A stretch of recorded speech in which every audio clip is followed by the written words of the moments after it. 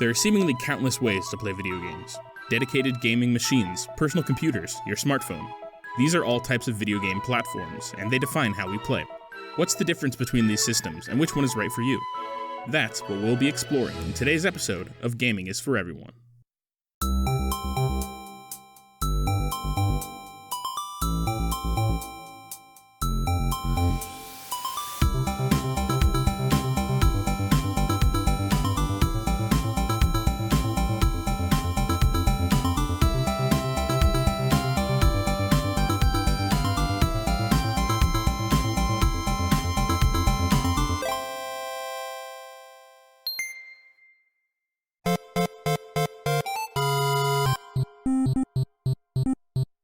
To play a video game, you need three things: a device to run the game, a screen to display the game, and something to control the game with.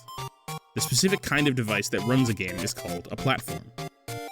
The earliest video games were created for computers. As technology advanced and manufacturing became cheaper, standalone arcade machines were developed and put in bars and restaurants, until eventually video arcades became businesses of their own.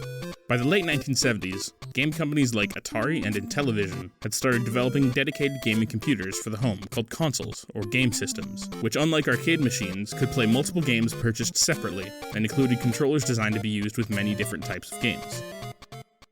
Today, consoles are still the preferred platform for many people to play video games, due to their power, relatively low cost, and ease of setup. Most consoles need to be plugged into a TV to be played, but some have screens built in so they can be played anywhere. For the past couple decades, most of the world's popular consoles have come from three companies: PlayStation, the gaming division of Sony, Xbox, the gaming division of Microsoft, and Nintendo. Of course, some people still prefer to play video games on their personal computers. PCs, especially ones capable of playing high-end games, tend to be significantly more expensive than consoles and can require more setup and troubleshooting to have a comparable gaming experience. However, gaming on a PC can offer more customization and a larger, and sometimes cheaper, selection of games. And the best gaming computers are much faster and more capable than the best consoles. Plus, since many people already own a personal computer, it may ultimately be a cheaper or easier way for them to get into gaming than buying a dedicated console. A more recent arrival on the video game platform scene is the smartphone. With their high-quality touchscreens, tilt sensors, cameras, and microphones, smart devices provide many unique ways of playing games. Whether you have an iPhone or Android device, games can be purchased and downloaded through an app store and played anywhere. Games on smartphones and tablets tend to be designed for shorter play sessions than those on consoles and PCs, and are usually smaller and less complex. However, as phones have gotten more powerful, many mobile games have become comparable in terms of quality and scale to their console and PC counterparts. Finally, the past few years have seen the rise of game streaming services, like PlayStation Now and Google Stadia. These allow you to play high-end games on almost any device with a fast internet connection, making for a less expensive way to get into console and PC games. However, game streaming has some significant downsides, like lower visual quality and significant lag, which can make faster-paced games harder to play.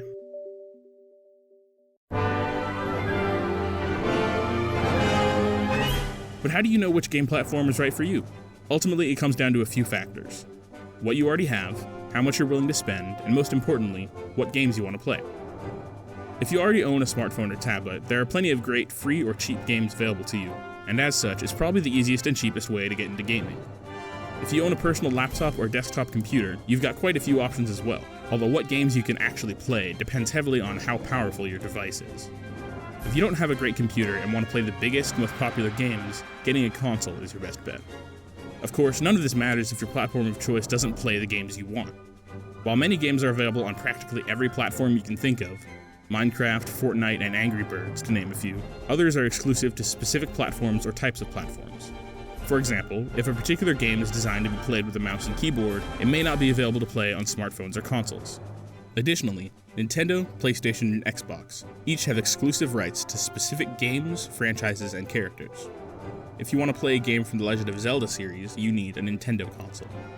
If you want to play Halo, you need an Xbox or a Windows PC. If you want to play the latest Spider-Man game, you need a PlayStation 4. Another factor to consider when choosing a platform is how its games are controlled.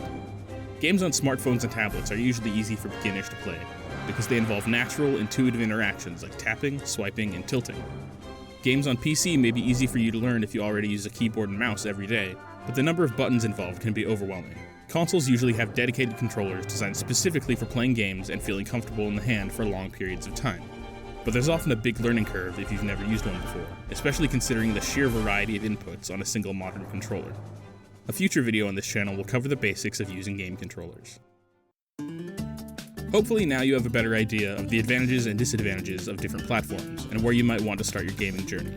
Since knowing what games you want to play is the most important factor in choosing a platform, the next episode will be all about game genres. The most common styles of games, how they differ from story genres, and which ones are best suited to beginners. Later episodes will cover each gaming platform in detail, alongside starting game recommendations. Until then, feel free to leave a comment on this video with any questions you might have about gaming platforms. You can also email me at jack@gamingisforeveryone.com with any questions, comments, or suggestions as well. If you'd like to make sure you never miss an episode of Gaming is for Everyone, click the subscribe button. And if you'd like to be notified when the next episode is out, click the bell icon. Thanks for watching.